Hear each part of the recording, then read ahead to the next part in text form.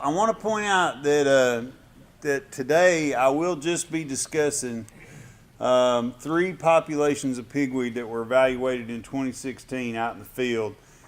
These are three of our PPO-resistant sites. They are highly evolved, I guess, resistant locations. So what I say in this presentation is specific to these PPO sites, and what we have seen at other sites is better performance out of some of these herbicides, especially the PPOs, as you can imagine, but not only those, just other herbicides in general, as there's a lot of data out there, specifically coming out of Illinois by Dr. Pat Tranel here, that talk about the compound effect of having all these different resistance traits in these plants actually imparting not really resistance, but just making these populations a lot tougher to kill, even with herbicides that they're, quote, susceptible to. Okay, so try to keep that in mind. That's way out there. And also, anytime a weed scientist gives credit to other guys, he's either trying to keep himself out of trouble or he didn't truly do all the work. And in this case, I'm going to be talking about three sites. One of them was Tom Barber's, one of them was Jason Norsworthy's. And we've relied heavily on Aaron Hager and Pat Tranel at the University of Illinois for their expertise in the detection of PPO resistance and some other things as we went through our research. 7 states and counting. Here are the counties that have now been confirmed. This was updated just the other day by Dr. Norsworthy and was sent to me. And these are the areas where PPO resistant Palmer amaranth has been confirmed. Now this map started out almost immediately with like a 4-county area right here, just right off the bat. You know, they just popped up and we had PPO resistant Palmer. So it wasn't like it evolved over time. Like if you remember the horseweed map kind of marched across the state and the glyphosate resistance map sort of took a while to evolve. This just went boom, and there was like 15, 20 counties, or 10 counties anyways on the first map that where resistance was detected. So it really blew up on us in 2016. We had a good idea going into 2016 that we were going to have a problem. I want to show you a few slides from a population that I looked at. My research site was at Gregory. This is what initiated the trials at both Crittenden and Mississippi County and the field work we did eventually in 2016 at the Gregory location. These photographs were taken 14 days after treatment. So what we wanted to do, and the question was, we had established already in the field and in some other greenhouse trials that this pigweed population was glyphosate resistant and that it was resistant to post-emerge PPO applications. Okay, so the question then became, well, what does it do pre-emerge? Are our PPO pre's still providing anything? And there are some examples of this out in the herbicide world, for example, with barnyard grass and facet. You know, most facet-resistant barnyard grass populations, you can still put facet out pre and get a pretty higher percentage control than you can when you use it post. So there are some examples of some situations where this is true. And one of the first things that we noticed in looking at this, and this was a composite sample of seed that we took from about a 5-acre area, mixed it all up in a paper sack, and so it was sort of an evaluation of the percentage resistance in that population, and not just whether or not it was resistant. So as we go through here, we're going to look at some various PPO herbicides. This is Sharpen applied 2 ounces pre in the greenhouse. We did use a potting mix in this study, but we did some trials to make sure that we were going to get good results with our methods using this versus an actual field soil. I always prefer a field soil, but we sort of did some trials and established that this was going to be okay and work for us. And what you see compared to the check is we got a pretty good control overall of that population, but we did in fact have individual plants at a certain percentage that survived a pre-emerge application to sharpen. Here's Valor at an ounce, kind of the same thing. Got pretty good control overall, but boy, those that survived really came through. One thing we did notice, it didn't seem to be very rate dependent. I got a couple of other slides that will show you that. This is Valor at 2 ounces pre. Here's Reflex at a low rate. At the time we did this, we didn't know, so we were looking at a rate range. But you go to 8 and to 16 ounces, and the number of survivors doesn't really change that much in that population, so that kind of told us that it wasn't really a rate dependent thing. It was more like a lock and key. Either it was or was not resistant, and that's pretty consistent with the data that's out there on PPO resistance in general. So we looked at Spartan Charge to see what Authority would do. Actually had a few more survivors with the sulfentrazone, and then we threw in a Boundary. We were like, we got to have something out there that might work. And if y'all have seen my talks, you know I talk about having 2 effective modes of action against resistance. And from our previous testing, we kind of knew that this thing probably was susceptible to both the Group 15s and the Group 5s, which is what Boundary is made up of, and was one of our most common pre's that previous year. So we threw it in there just to make sure things were actually working in our system that we were testing. This is a throwback. This was in Woodruff County. I knew in Jackson County at my Newport site that we had DNA resistant pigweed, but we also discovered probably a holdover from the 80s, 90s, who knows when.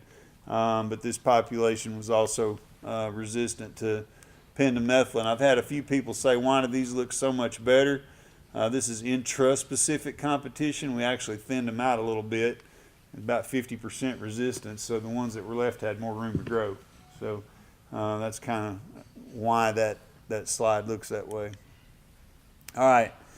And this is a point that I try to make when I talk about everybody, you know, especially if you sell a PPO herbicide, everybody was scrambling around saying, well, we still bring a lot to the table, and they do. And I don't have a problem with guys still recommending Valor containing products, sulfentrazone containing products, and so forth. If you look at the percent control data, you'll notice out there with Sharpen and Valor at 1 or 2 ounces, again, it wasn't very rate dependent. Even some of those Reflex, if you get up to the 16 ounce recommended rate, the sulfentrazone, not as good as Boundary. We saw what it looked like. But if we just do a percent control rating, you know, your initial interpretation of that data is that these things are still bringing a lot to the table, and they are. Not just pigweed, but with other things. But I think it's more concerning when you check that data and you look at where that percent control number comes from, and you look at the actual percent survivors. Now we had counted, and that says per tray, but I think it was per treatment. There were about 250 plants that went into that average percent control. So if you take one of the better numbers up there, say Valor at 2 ounces, we had 10% survivors. And so what that means in a tray smaller than this area right here, we had 25 pigweed plants that survived that pre. I mean, they came up as soon as we watered that plot. So yes, we're still getting 225 plants controlled by that application, but the concern is we're leaving 25 out there that presumably are resistant to the PPOs. And so I go back to whatever we do with these products, we need to have 2 effective modes of action, 2 effective sites of action in with that product. And we've got a lot of products out there on the market that actually fit that bill. Okay, so Palmer Amaranth, this is an actual field photograph at the end of the year. I was called in to look at this field, and y'all have probably heard me talk about it before. But it didn't look like this when I was first called in. It was smaller. Beans were smaller. There are actually beans in there. This is the Woodruff County location. And we did some field testing and so forth. But in the meantime, the grower, come to find out, was growing conventional beans in a corn rotation. so he did have a corn rotation in there. But his conventional bean program had been Valor followed by Flexstar for as long as anybody could remember. So that's where this selection pressure really came in, because Valor and Flexstar are what? Both PPOs, right? Anybody remember what group it was from this morning? Asking about 14. Thank you. All right, so it was group 14 followed by group 14. He had just put his Flexstar out when we came and kind of blocked off an area that we wanted to do some trials. I got a phone call. He said, man, I'm going to hoe as much of this as I can, but is there anything that I can put over the top of this? Anything that I can do? And I said, no. I said, there's nothing left out there that you can do. And he said, well, what about Blazer? And I love it when guys say, what about this and what about that, when I just got through telling them there wasn't nothing. I mean, and I said, well, come to think of it, no.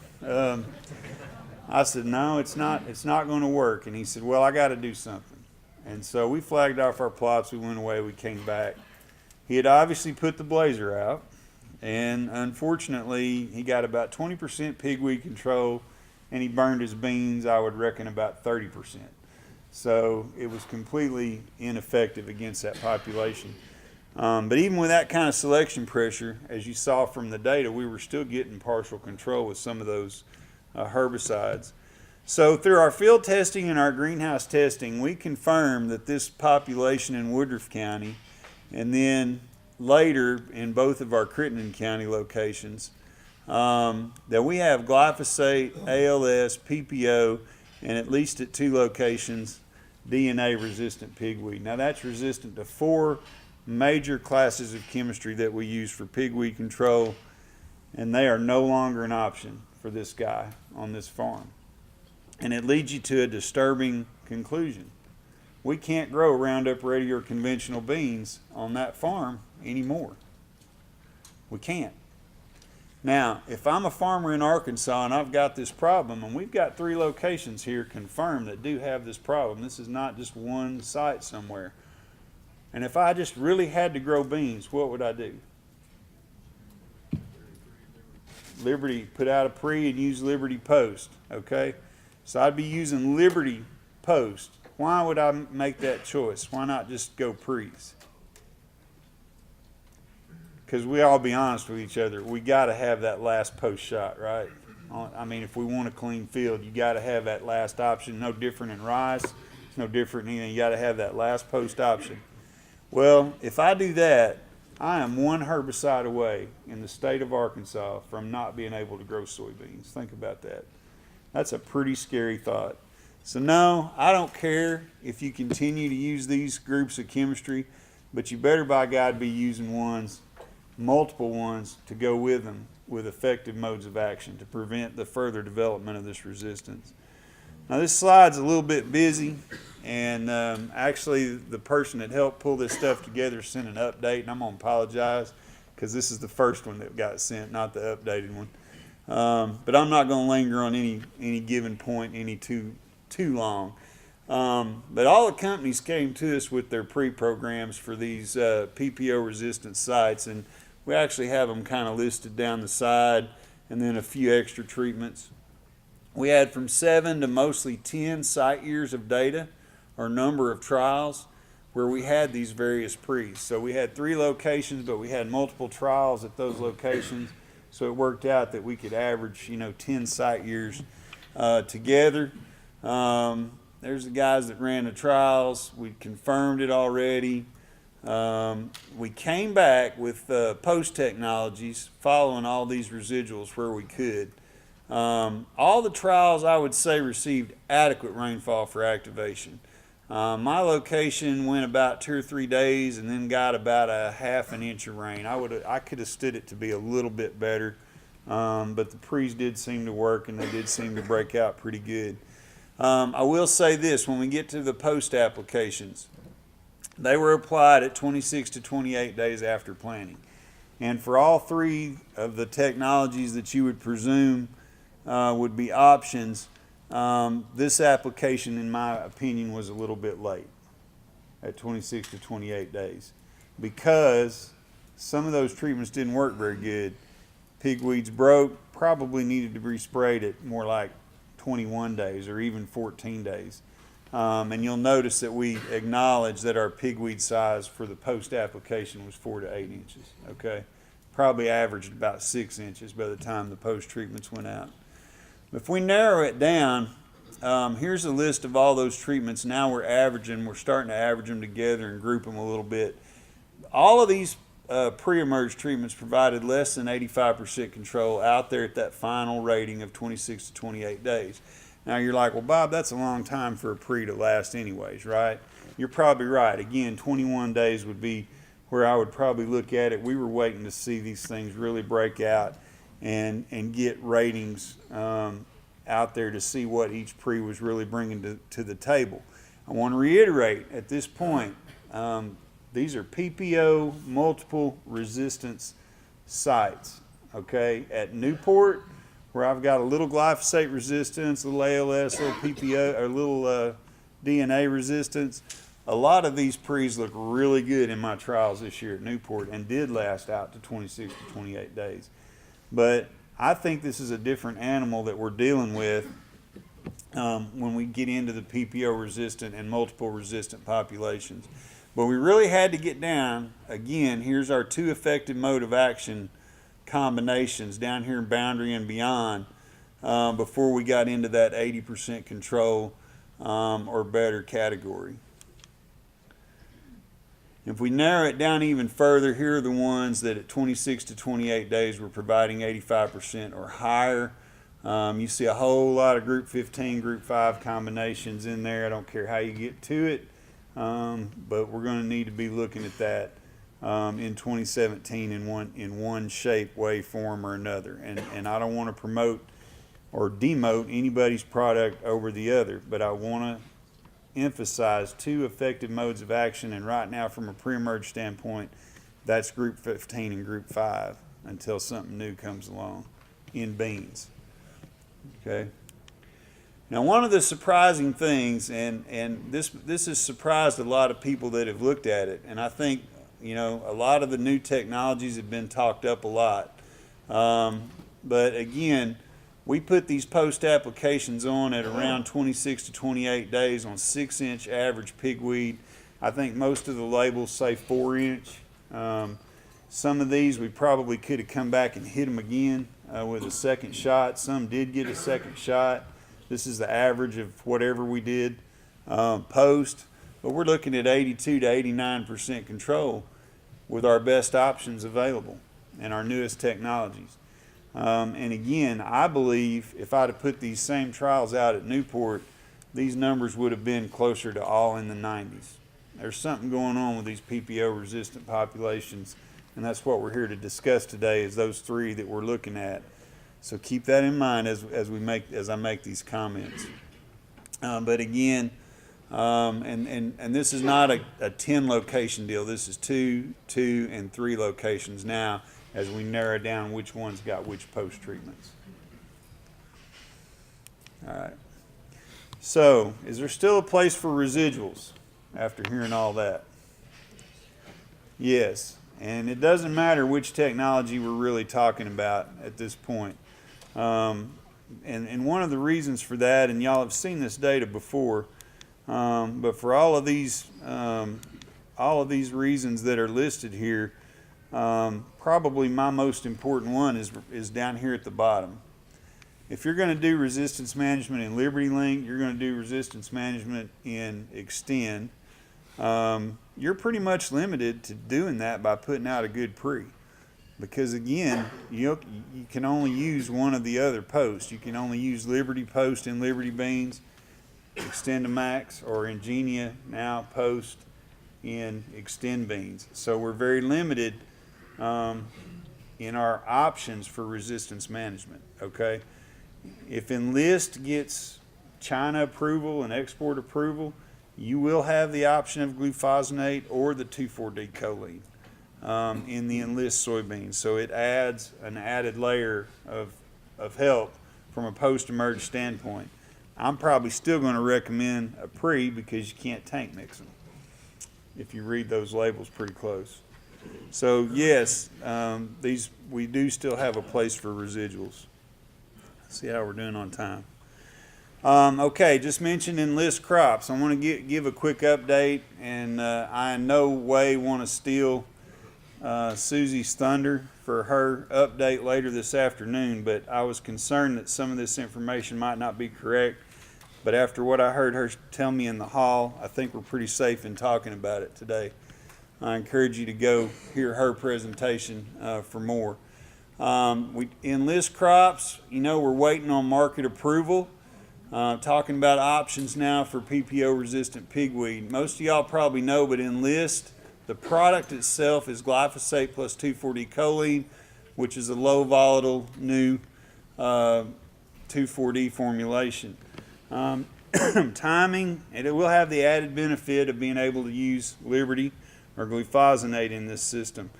Whatever you do, timing will still be important. I think that 4-inch cutoff with the given rates that we're looking at to stay on label, it's going to be important to have those proper timings.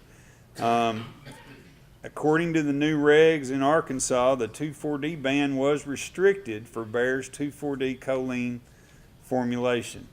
So this will be allowed to be used in Northeast Arkansas after April 15th, where there's normally a cutoff date for 2,4-D. I will say this.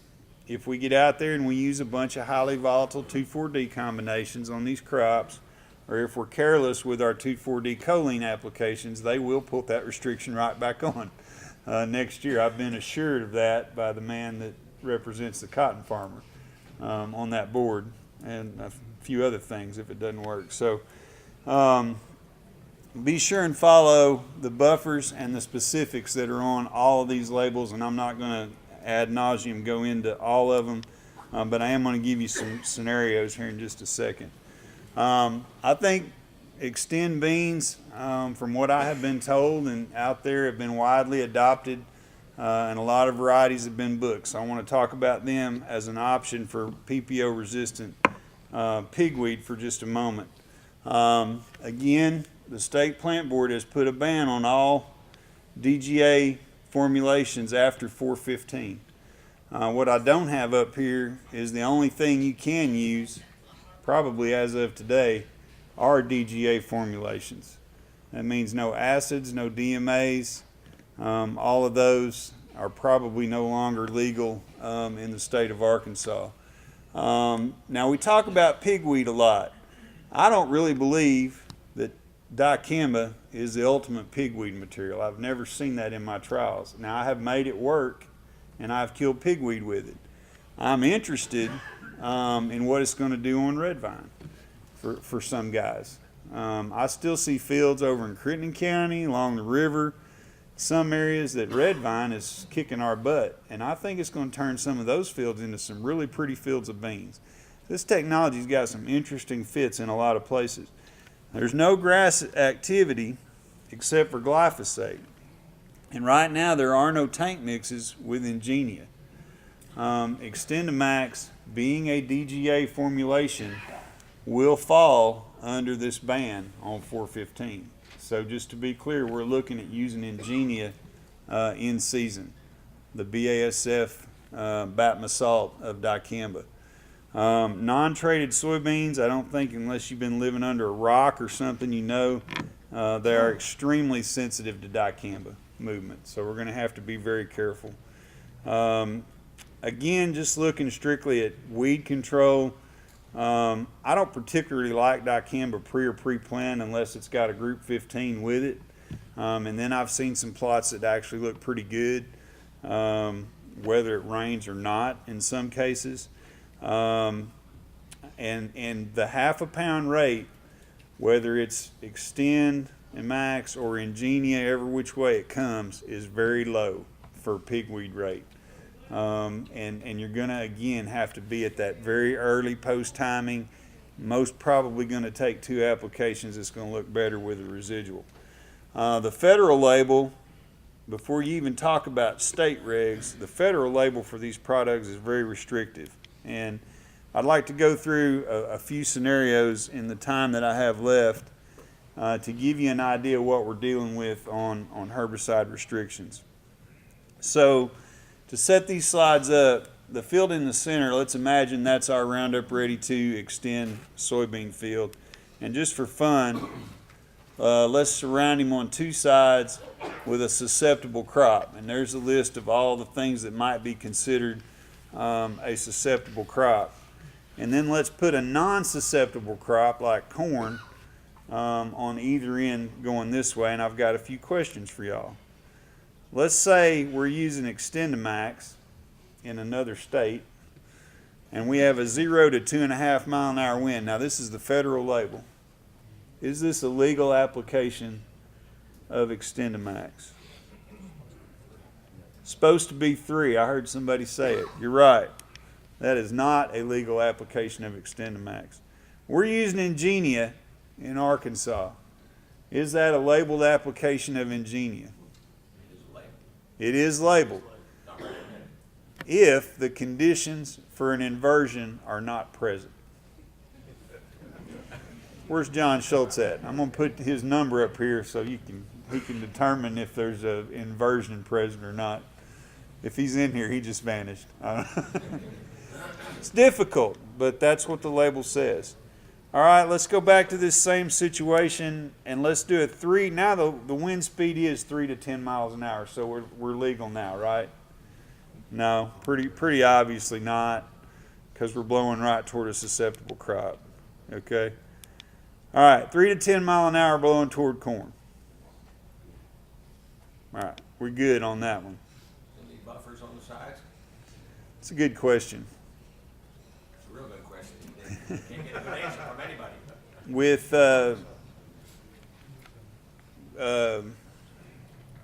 the Ingenia label, I think the answer is no.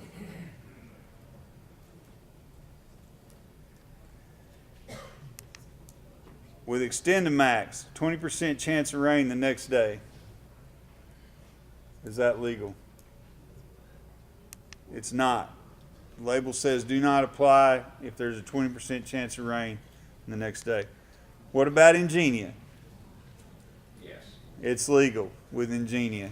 The only language about rainfall on that label is 4-hour rain fastness. Okay? It's a little more flexibility. All right, let's introduce a 3 to 10 mile an hour wind now with what the EPA defines as a sensitive area. Field edge, grass strip, tree line. You know as much as me. Is that legal? Not without a buffer. On the Ingenia, it'll be a 100-foot buffer. On the XtendiMax, it's 110 or 220 depending on rate, if I read that correctly and was told correctly. All right, now moving to Arkansas only, looking at Ingenia applications. I don't want to be too negative. 3 to 10 mile an hour wind. We've got conventional beans planted down here past some area. What are the regulations for using Ingenia?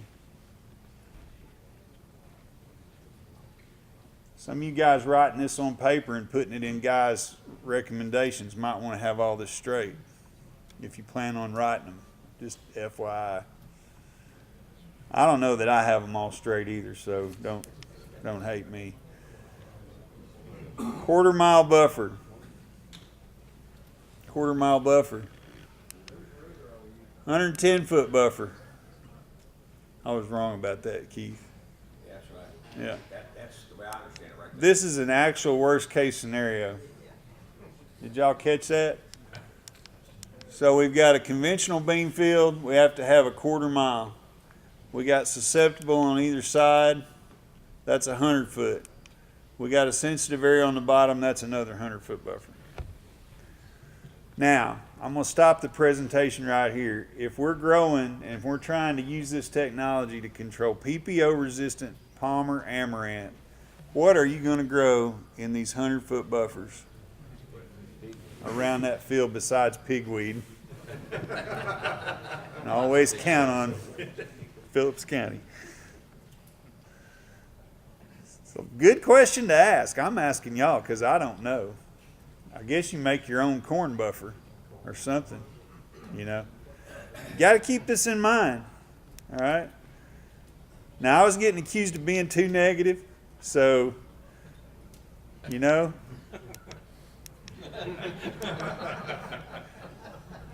Legal. All legal.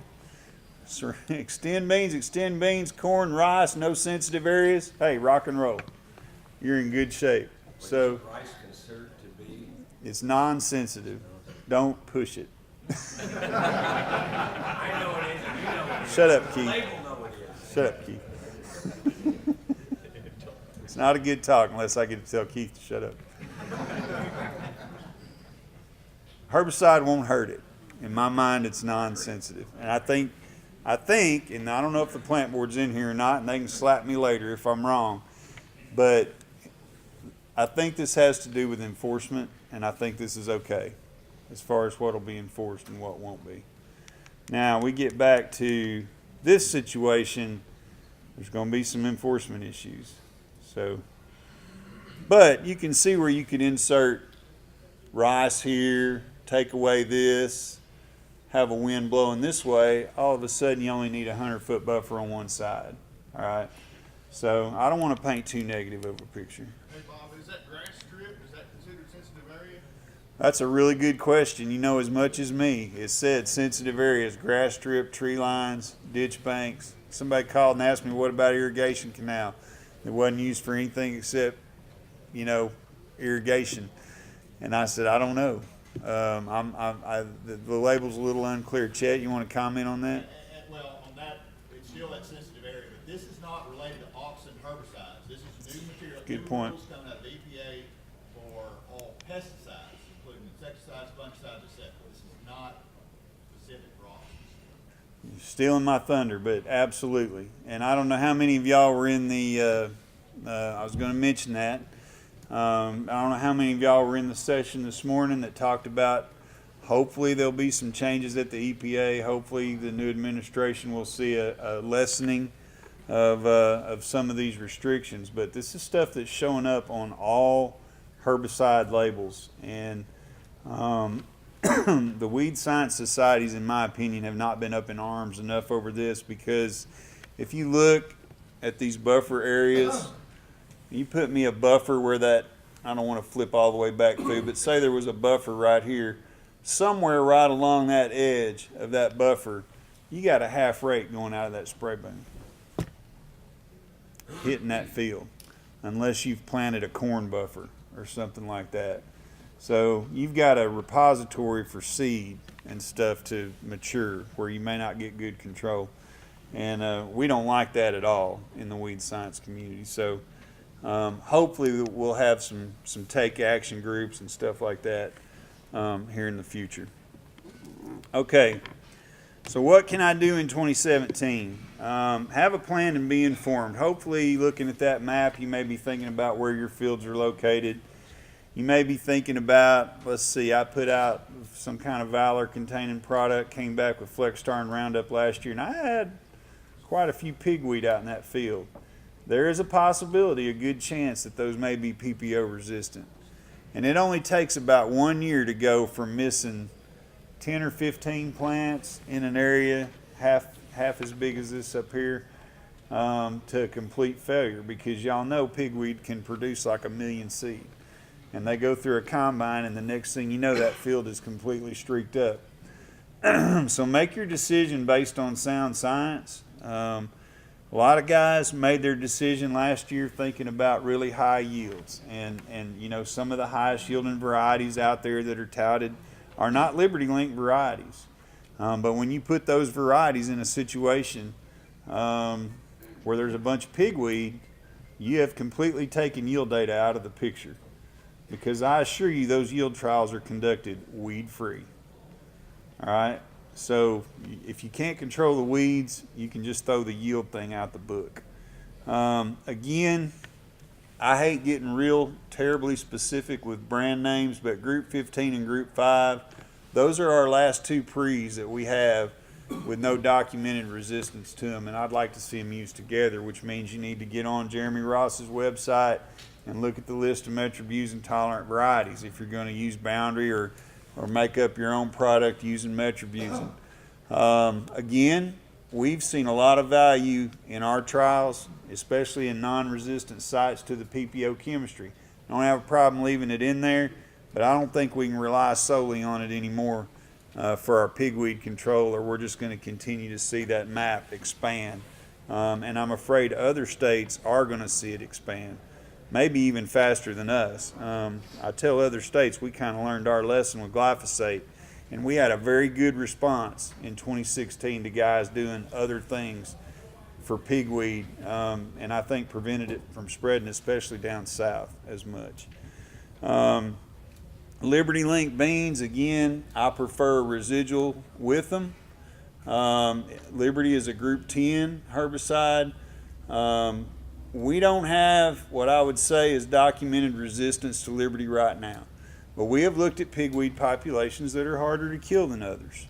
We can still kill them with labeled rates, but it's showing us that the potential is there for the selection of resistance. We proved this with dicamba. We proved this with 2,4-D. I left those slides out of this talk. But if you use the same herbicide over and over again, especially at those sublethal rates along borders and stuff, we're going to select for resistance in those classes of chemistry as well. If you're switching to Roundup Ready Xtend, fine. Go forward and have a good year. My opinion, you're replacing glufosinate with Ingenia. You're not accomplishing anything else by making that switch from a weed control standpoint. In my trials, Liberty and Ingenia have looked about as good. If you've been using Liberty for a long time and you're going to switch to Ingenia, you're accomplishing some chemistry rotation, and that's something. But strictly in terms of weed control, they're about the same.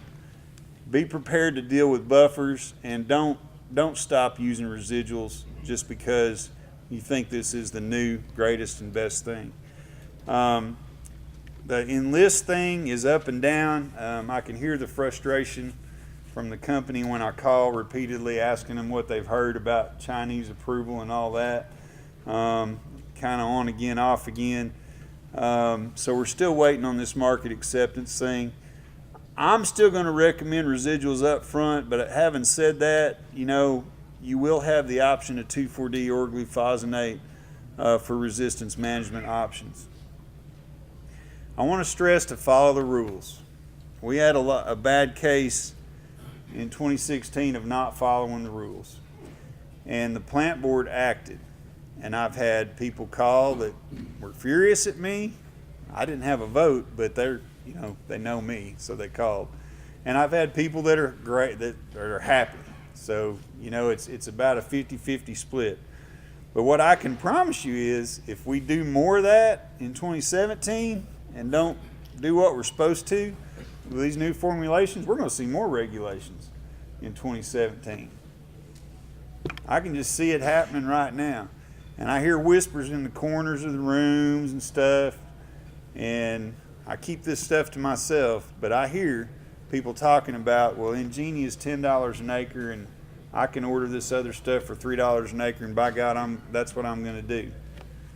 Go ahead, but just know they're talking about increasing penalties, and you're probably hurting us at the EPA on future registrations when we make those decisions. So we need to really pay attention to not only the buffers I talked about and the wind speed and the formulations, but nozzle selection.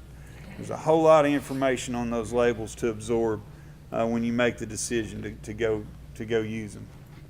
If you need help, feel free to call me, especially on dicamba stuff. I'm always available. I'll give y'all a minute to get that number down. Yeah, okay. There it is. I gave it to him, Ford.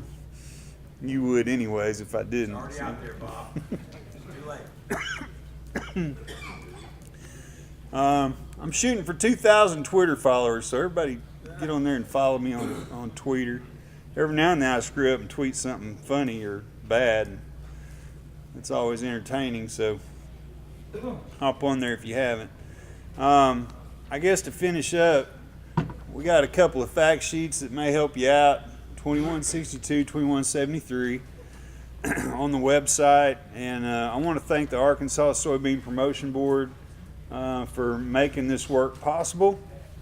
And there was a lot of industry names up there, and they are very helpful. Industry grants are very helpful, but we couldn't run a program like we do without the Soybean Promotion Board. I won't name them. I've been asked not to, to protect the innocent. But I want to thank our growers in Woodruff and Crittenden County for letting us invade their farm. And y'all know we got untreated checks in these trials, so they're sitting there watching these pigweed go to seed, and it drives them insane. But it's for the greater good, and they know that, and we appreciate their sacrifice in letting us kind of contaminate an area to do these trials. So, questions? Labeled on anything within list, just on. 2,4-D choline. I mean, it contains it's Enlist Duo, so it's glyphosate plus the 2,4-D choline. So it'll only be labeled on Enlist crops. They are working on a Uno, which is the choline alone, and hopefully it'll help us with dicamba problems with drift and other crops. But right now, that's the way it is. The Ingenia label has been expanded in lieu of some of those, and I'd see your BASF rep about using it in place of another product in corn or some other crop where it will effectively be banned by this legislation. So. Once the market acceptance and approval and all that, let's say we do the Enlist soybeans open up. They're both auxins, correct? So rotating between Enlist and Extend is not going to be a resistance management study. Am I right or wrong on that? Well, you're right and you're wrong. I mean, it has to do with binding sites. They're both auxins, but they have different binding sites.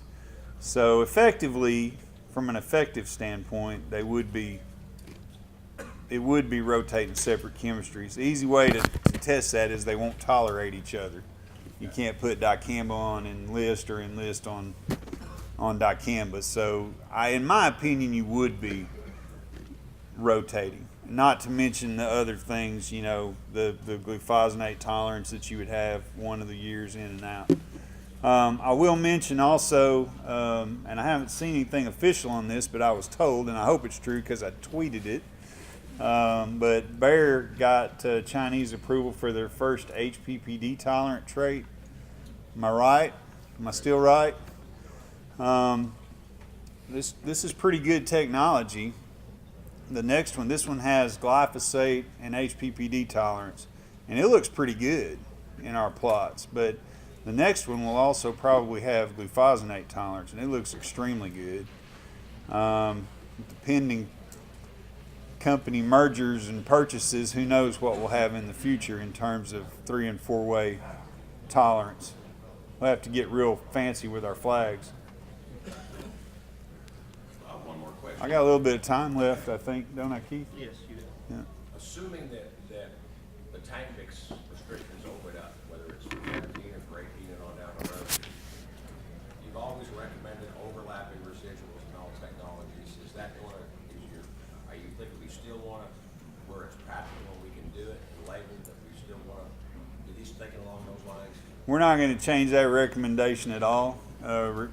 With the new technologies, it'll stay in place. And the question was about overlapping residuals, which we really promote hard in rice, and I'll be talking about that on Thursday, but we also promote it pretty hard in soybeans as well, a pre followed by a post-treatment with residual in it. So we will continue to make that recommendation. I will mention this, there are no tank mixes currently labeled for Ingenia, and there aren't any for XtendiMax either. But on the BASF label, they have listed a website to go and check periodically for tank mixes. So my hope is, as we get closer to the use season, they may have some success on the regulatory side of getting some approved tank mixes added to that label. And Chet, I don't know if Monsanto's doing the same thing or not right now. You want to comment? looking favorable. Did y'all hear that? For some possible tank mixes. So, which XtendiMax, I'm going to say it wrong. Which one has glyphosate in it? Roundup Ready Extend. The, Roundup Extend. the regular Extend will have, XtendiMax is standalone, and then you have a possibly the Extend will be glyphosate plus and other dicamba. tank mixes. Right. So they've got a tank mix coming. That's what I was trying to spit out.